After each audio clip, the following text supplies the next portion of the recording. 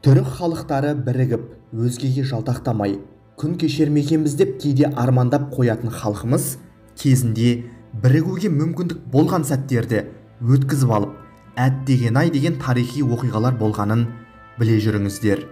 Бұл оқиғалар шамамен 1700 жылдардың басында, шамамен 1710 жылдары болған еді. Қазақ ордасы өз алдына билік құрып, Түркістан мен Ташкентке әмірін жүргізгенде, батыстағы Осман империясымен байланысын одан әрі күшейте түсті. Әсіресе қазақ даласының данышпан билеушісі Әз Тәуке хан тұсында Стамбул мен Түркістан шаһары арасында мәдени және саяси байланыстар жақындай түсті. Бұған екі мемлекеттің тарихи тамыры ғана емес, солтүстікте әбден күшейіп алған Ресейдің түрік халықтарына жасап отырған саясаты да себеп болған еді. Кремль саясаткерлері өздеріне бағынышты қалмақ ордасын, ыңғайы келсе өзімен көрші отырған түрік тектес халықтарды бағындыруға қолданып отырды. Бұл міндетті ноғайларды өз жерінен қуып шыққан қалмақ нояндары жақсы атқарып шықты. Оның үстіне Орал және Сібір казактары екі күннің бірінде қазақ ауылдарын тонап, қолға түскен олжаны ту-талақай етіп отырды. Әрине, олардың да басты сүйенер тірегі Кремль сарайы болғандықтан көшпелі халықтардың кейінгі тағдырына бас ауыртпады. Бұл кезде Алтын Орданың бөлшектері саналатын Қазан, Астрахан, Сібір хандықтары Ресейдің бағыныштысына айналып, Қырым хандығы Османдар билігіне өткен болатын. Ал қазақтардың шығыста жоңғарлармен соғысы Ресейге барлық күшін жұмсауына мүмкіндік бермеді. Әрине, Тәуке ханның кезінде қазақтың оңтүстіктегі қалалары бірінен соң бірі қазақтардың қол астына өте бастады, тіпті Ташкентке дейін. Осы тұста Түркістан билеушісі Әз Тәуке түбі бір туысқан халық түріктер сұлтаны Ахметке хат жазып бірігейік деп ұсыныс білдіреді. Әрине, жер шалғай, арада қарт Каспий жатыр дегенмен, оңтүстікте қазақтар сияқты Стамбул сарайы мен жең ұшынан жалғасып, Парсы елінен жан сақтап отырған Хиуа мен Бұхар билеушілер де Осман сұлтандарына арқа сүйейтін. Ал Әз Тәукенің бас ауруы солтүстікке қазақ ауылдарына тыныштық бермеген қалмақ ордасы болды. Әрине, түбі бір түрік халықтары болғанымен, әр ел алдымен өз пайдасын ойлайтында естен шығармаған жөн. Қазақтың дана билеушісі Әз Тәуке саналы ғұмырын жоңғар ордасымен күреске жұмсаған адам. Ол әкесі Салқам Жәңгірді кімдер өлтіргенін жақсы білді. Алайда бір елдің бірнеше елмен қатар айқасуға шамасы келмейтіні анық. Осман сұлтанын сөзіне сендіру үшін Тәуке хан бір кездері Ресей әскері басып алған Қазан мен Сібірдің кең байтақ жерін әңгіме қылды.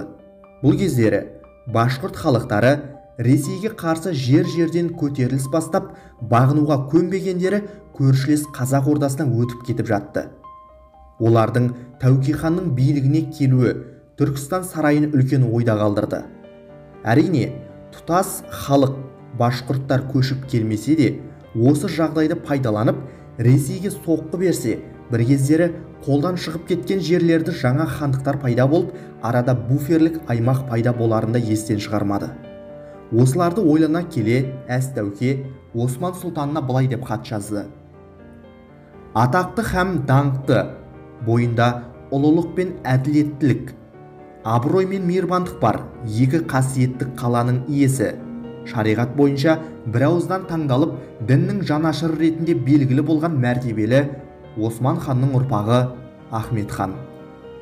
Сіздің шын досыңыз Ташкенттегі Афрасияптың тағында отыр. Менің құзырымдағы адамдар және иелігімдегі жерлер Түркістан, Әндіжан, Сайрам, Қарақалпақ және басқа да халықтар таңның атысы, күннің батысы шариғат бойынша құлшылық етеміз. Біздің хандығымыз бен Москов, Мәскеу князьдігінің арасында естек аталған иелігіміз бар. Оның тұрғындары бәрі сүннет жолын ұстанушылар. Бұрын бұл жерде Мәскеу талқандап өзінің иелігіне қосып алған еді. Сол кезден бастап олар Мәскеуге салық төлеумен жүр. Енді бұл халық өзінің әскері және байрағын алып бізге қоныс аударып жатыр. Бізге көмек қолын соссаңыздар, Естектің 8 қаласын дінсіздерден азат етіп, мұсылман бауырымызға көмектесе аламыз. Егер тізе қосып аттансақ, Мәскеуге айтарлықтай зиян келтіруге болады деп жазды. Әттеген-ай дейміз бе, әлде орайы келмеген істейміз бе? Тәуке ханның хаты Стамбул сарайына жетті, алайда бұл кездері Еуропа патшалықтарымен алысып жатқан османдардың да жағдайы мәз емес еді.